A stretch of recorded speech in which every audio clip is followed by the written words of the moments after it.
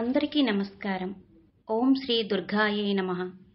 కష్టాల్లో ఉన్నవారు ఎవరైనా సరే దుర్గాదేవి యొక్క నామాలను స్తోత్రం చేస్తే పడిపోతున్న వారికి చెయ్యందించి పైకి లాగుతుంది.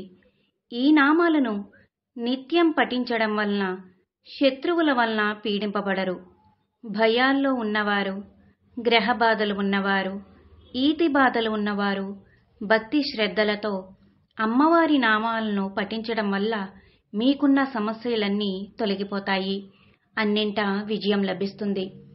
అంతేకాదు, సహస్రనామాలను 1000 సార్లు పారాయణం చేస్తే వచ్చే ఫలితాన్ని ఒక్కసారి పఠించినా చాలు. ఈ నామాలు: దుర్గా దుర్గతిశిమణి, దుర్గా పద్మిని వారిణి, దుర్గమచ్ఛేదిని, దుర్గా సాధిని, దుర్గనాశిని, దుర్గతోద్ధారిణి, దుర్గనిహంత్రి, దుర్గమాపః, దుర్గమదే జ్ఞానద, దుర్గదైత్యలోకదవానల, దుర్గమా దుర్గమాలోక, దుర్గమాత్మా స్వరూపిణి, దుర్గమార్గప్రదా,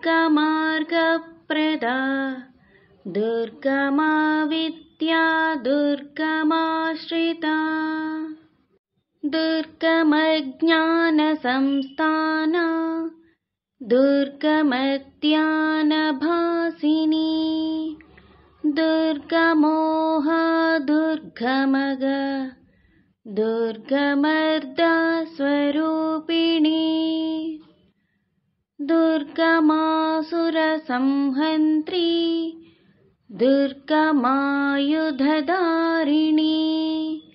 దుర్గమాంగీ, దుర్గమాతా, దుర్గమ్యా, దుర్గమీశ్వరీ, దుర్గభీమా, దుర్గభామా, దుర్లభా, దుర్గదారిణి. నామావళిమిదం యస్తు దుర్గయా మమ మానవః పఠేత్ సర్వభయన్ముక్తో భవిష్యతి న సంశయః. ఇతి శ్రీ దుర్గా ద్వాత్రిశం నామమాలః సంపూర్ణం. నా వీడియో కనుక మీకు నచ్చినట్లయితే లైక్ చేయండి, షేర్ చేయండి, సబ్స్క్రైబ్ చేయండి.